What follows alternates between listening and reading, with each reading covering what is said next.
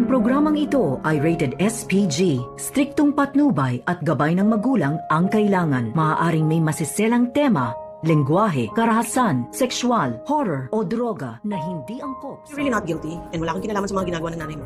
Hindi ka matatakot sumama sa amin sa presinto bukas, hindi ba? Ipinagtataka nga dito ni Zoe na kung bakit daw pinatawag siya dito ni RJ at Giselle.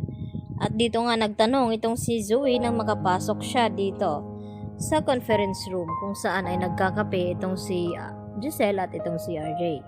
At dito nga na humingi ng paumanhin itong si RJ dito kay Zoe sa mga nasabi niya at napagtaasan niya daw ito ng boses.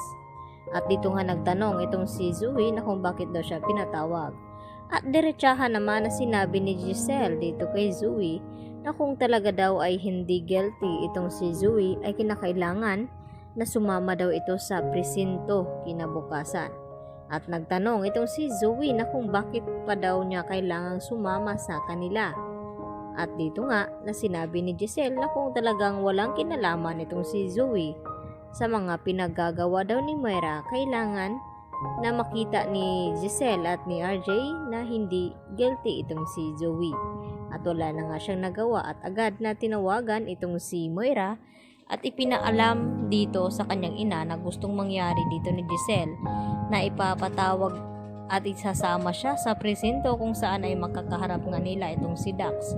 At dito nga natila natakot itong si Moira dahil alam niya na nakilala itong si Zoe dito ni Dax at baka ikanta daw siya nito.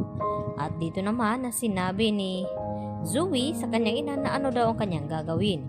At ang payo naman dito ni Moira kay Zoe na unahan na daw niya itong si Giselle at RJ na puntahan itong si Dax sa kulungan at bigyan ng lason upang hindi nga ito makapagsalita kina RJ at Giselle.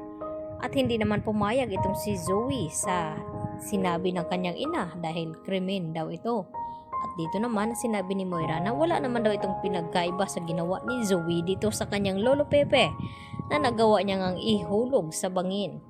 At dapat ay magiging practical itong si Zoe at gawa ng paraan, kung hindi baka sa kulungan daw sila dadamputin. At dahil dito nang magharap-harap na nga ay hindi naman sinabi ni Dax na kabilang itong si Zoe sa pagkidnap dito ni Don Pepe. Ang sinabi lamang ni Dax na ito daw si Moira ang mastermind at pakana ng lahat. At siya lang daw at wala nang iba. At tila nakahinga naman ang maluwag itong si Zoe dahil hindi siya idinamay dito ni Dax dahil alam niya na may gusto nga si Dax dito nga sa kanya. Subalit napansin dito ni Giselle na nagkatinginan itong si Dax at itong si Zoe. Kaya agad naisip ni Giselle na kasabwat din itong si Zoe at hindi niya napigilan ang kanyang sarili na hindi saktan itong si Zoe at inawat naman ito ni RJ. Dahil si Moira nga ang sinabi dito ni Dax. Subalit ay hindi pa nga tapos ang investigasyon at kikilos na nga itong si Giselle upang malaman ang buong katotohanan.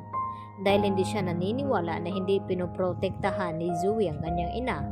Dahil alam niya noon pa man nakasabwat nga itong si Zoe sa lahat ng mga plano dito ni Moira.